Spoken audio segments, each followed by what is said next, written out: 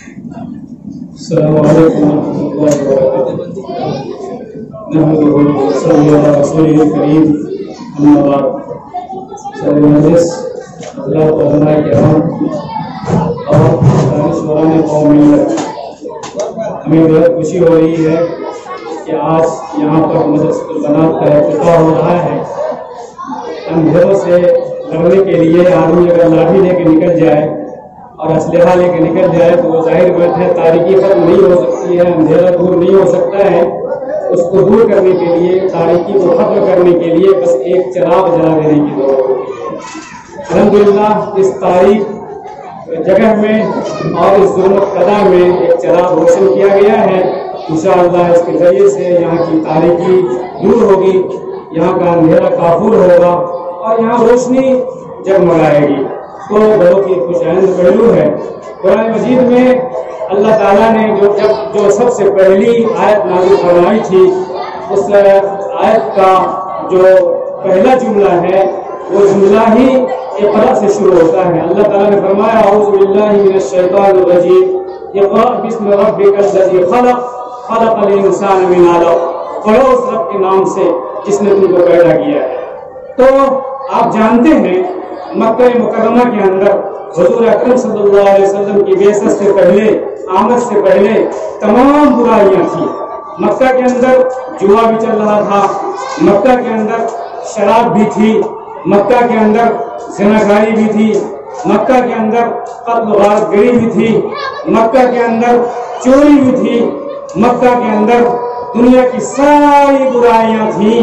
ایسے ماحول میں، ایسے وقت میں جب اللہ کی صدا بلند ہوئی اور پہلی نازل ہوئی حضور اکرم صلی اللہ علیہ وسلم کے اوپر، تو یہ نہیں کہا گیا کہ اے محمد اپنے معاشرے سے زنا کو دور کرو، اے محمد اپنے معاشرے سے شراب کو دور کرو، اے محمد اپنے معاشرے سے قتل و غارت گری کو دور کرو۔ یہ نہیں کہا گیا کہ اپنے معاشرے سے غلط کاریوں کو ختم کرو، اس لیے کہ ساری برائیاں مکہ کے اندر موجود تھیں۔ جو برائی دور کرنے کے لیے اللہ تعالیٰ نے کہا اور زبان کے باہر یہ اعلان کیا اے محمد صلی اللہ علیہ وسلم پڑھیے اس رب کے نام سے جس نے آپ کو پیدا کیا ہے، اقرا پڑھیے۔ اس کا یہ مطلب ہوا کہ زناکاری اگرچہ سب سے بڑی برائی ہے لیکن اس سے بھی بڑی برائی انسان کا ان پڑھ رہنا ہے۔ چوری اگرچہ سب سے بڑی برائی ہے، اس سے بھی بڑی برائی ان پڑھ رہنا ہے، جاہل رہنا ہے۔ اور ظلم کرنا بہت بڑی برائی ہے، اس سے بھی بڑی برائی یہ ہے آدمی ان پڑھ رہے۔ دوسرے کو قتل کر دینا بہت بڑا ظلم ہے، لیکن اس سے بھی بڑا ظلم ہے کہ آدمی ان پڑھ رہ جائے، جاہل رہ جائے۔ تو سب سے پہلے حضور اکرم صلی اللہ علیہ وسلم پر قرآن مجید کی جو سب سے بڑی کتاب ہے، جس کے بارے میں اللہ نے فرمایا لا ریب فیہ، جس کے اندر ذرہ برابر شک نہیں ہے، شبہ نہیں ہے۔ دنیا کی ساری تعلیم بدل گئی، دنیا کے سارے بے شمار انقلابات آئے، دنیا کے اندر ایجوکیشن کے اندر تبدیلی آئی، میڈیسن کے اندر تبدیلی آئی، لیکن قرآن مجید کا ایک حرف نہیں بدلا جا سکا، ایک جملہ نہیں بدلا جا سکا۔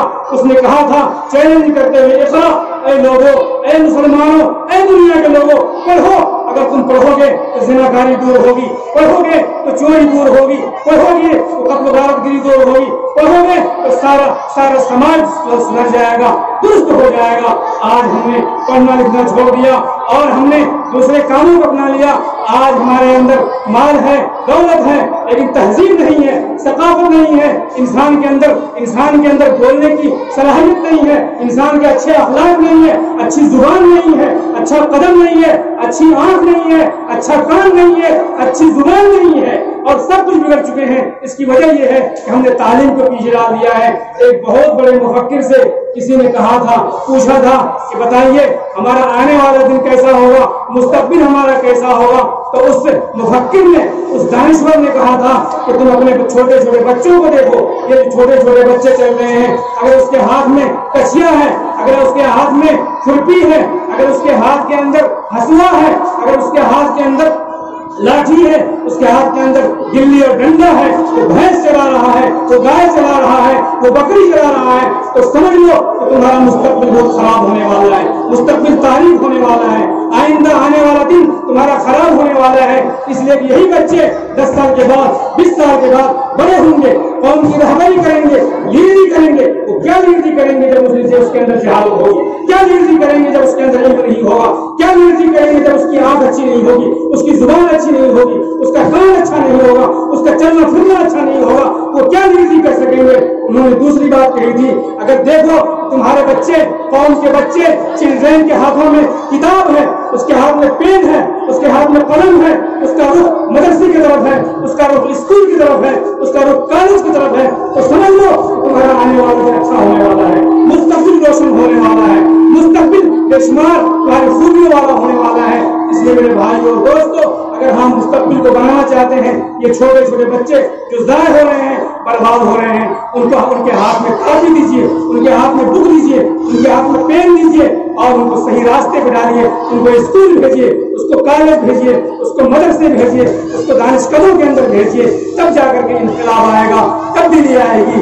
ये इनका शमा यहाँ रोशन किया गया है। हमें उम्मीद है इंशाअल्लाह नई नस्ल जो पैदा होगी उसके अंदर बेशुमार खूबियाँ होंगी, उनके अंदर इल्म होगा, उनके अंदर तहजीब होगी, उनके अंदर सकावत होगी, उसकी जुबान अच्छी होगी, उसकी आँख अच्छी होगी, उसके कान अच्छे होंगे, उसका दिमाग अच्छा होगा, सही सोचेगा, उसका दिल अच्छा होगा, सही समझेगा और फिर दुनिया के अंदर ये खैर फैलेगा।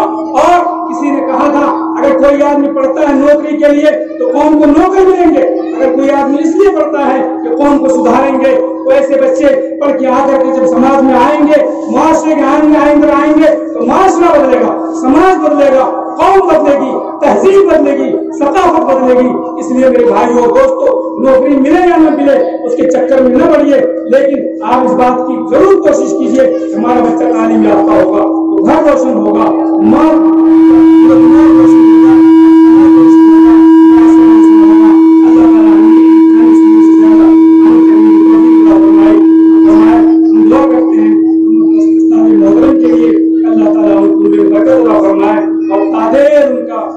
शफ़क़त हमारे ऊपर कायम दायम रहे, ताकि जो इदारे हैं, रिफाही तंजीमें हैं और जो कौम मिल्लत के मदरसे हैं उनकी रहनुमाई देर तक करते रहें और तादेर हमारे ऊपर उनका साया दराज रहे। वमा तौफीक़ी इल्ला बिल्लाह व आखिरु दावाना अल्हम्दुलिल्लाह।